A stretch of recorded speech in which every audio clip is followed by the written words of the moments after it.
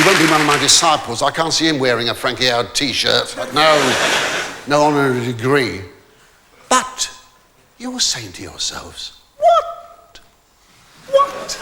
An honorary degree in what? Well, perhaps not as high as that, perhaps. What? All that. You must choose your own key, naturally, but you're saying, an honorary degree? An honorary degree, and Ivan, an honorary degree in what?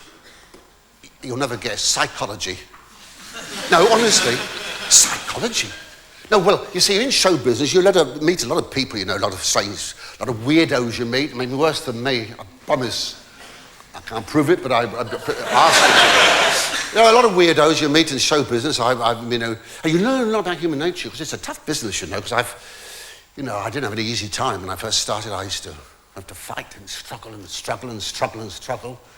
And I wouldn't give in, and I used to go through terrible tragedies sometimes, terrible turmoil and tragedy. Tragedy! Terrible tragedy. And I used to go into, I used to get terrible despair. Terrible despair, terrible despair. Yes! Yes! I used to get turmoil after turmoil. Turmoil. There's a girl here crying her eyes out there. You see, you proved it. I'm doing the wrong stuff. I shouldn't be doing comedy, you know. I should be doing drama. I'm wasting my time doing comedy. Sometimes I lose the will to live, you know. But psychology. Well, Steve, I bet you couldn't guess. Now, you come from Melton. What I was going to do when I first started. Well, I was younger, eh? You can't? Well, I didn't think you could. Unless you'd seen the script, you wouldn't. I was going into the church. Yeah, really. I wanted to. I used to be a Sunday school teacher. And I was a choir boy, and then I used to go to Sunday school every week. I was into it, big way, and I joined the youth club, became a youth leader. And a lot of people used to come, I say the lads and the ladesses used to come to me with their problems, you know. I was a sort of, they did. Yes, I was that sort of agony uncle. Agony Uncle Francis, oh yes. And they too, people still write, you know. I get letters from people asking, and I write back, if you can help, I do. And tonight I thought, well now, some of you, he's a fresher for a start, and some of you here must have problems.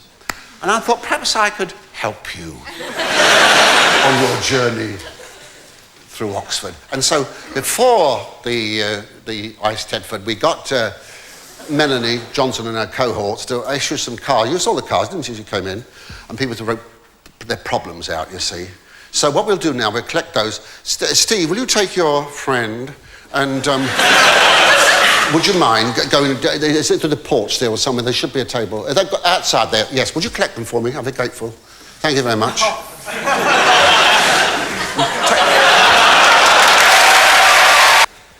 Craig McCurley, Exeter College.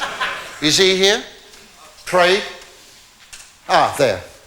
I find myself attracted to... This is... See if I can...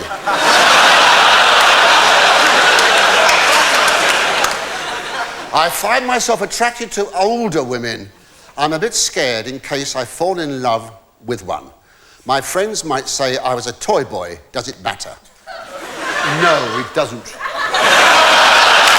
Well, it doesn't.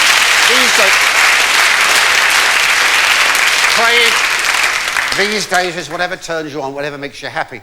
You get older gentlemen going out with younger girls. Why shouldn't you get older ladies going out with younger men? There's nothing wrong with that. I wouldn't mind being a toy boy. I would. I'd like to be a toy boy. The trouble is, when you get to my age, you don't find so many openings. You know. No. Well, you don't. No, the spirit. The spirit is willing, but the list is short, I'm afraid. No, I must say, I tell you, I did actually, no, I'm telling a lie.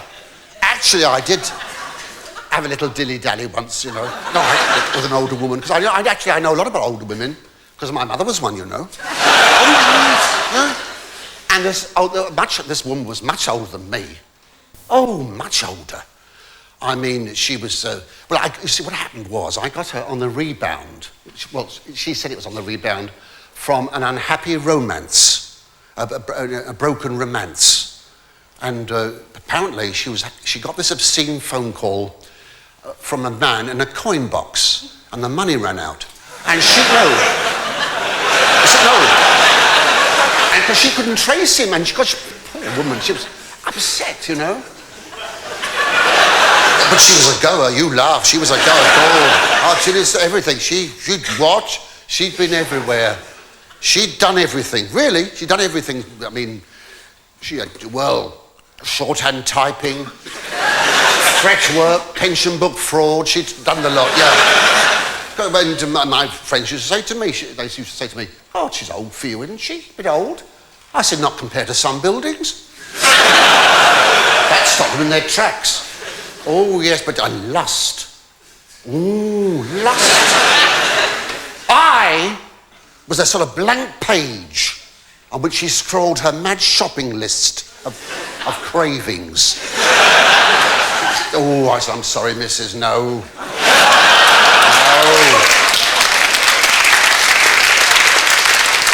I said, I'm sorry, girl, it's an early closing day today, I'm sorry. Oh, no, she wanted to marry me, it's ridiculous. She wanted to marry me. I mean, it's ridiculous. Fancy at the wedding breakfast, the bridegroom reading out all the telegrams. And he gives her one from the Queen. See, Steve, when you're 100, you get a telegram. See, they're there if you dig deep enough. You have to dig. I had a friend of mine, I had a terrible story the other day. This is true, of a friend of mine in show business. Another friend in another show business had this old romance with this older woman, much older, and it was a very unhappy ending. Shocking. I felt so terrible about it, because, I mean, they used to row and row and row. You see, and in the end, he lost his temper one day. He said, for goodness sake, for God's sake, woman, he said, act your age, act your age. So she did, she dropped dead.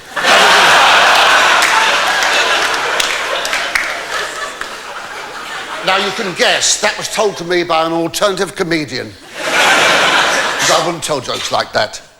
Oh, hypocrisy upon hypocrisy. Never mind, Craig. Never mind that being a toy boy. We'll be looking for a toy girl in a few years' time. Liz, Tiz Coffee. Is that right? Somerville College. I suffer from shyness and lack of self-confidence. And I tend to envy people who seem to be so confident and assured here in Oxford. You seem that way too. You can stand on the stage in front of a lot of people, which I'm sure I couldn't do. How do you do it? How have you learnt to do it? Well, I'll tell you, Liz, how I've done it, or learned to do it, because if I hadn't done it, I would have starved. I would have starved, dear. No, I hadn't done this, I'd have starved, because I can't do anything else. I can't do this very well, but I can't do anything else. And I wasn't, you see, you say I looked confident. Well, I was standing outside there before I came on, and I was shaking like a leaf. I mean, I didn't know what to expect. As a farmer, there's more of you than there is of me, a lot more.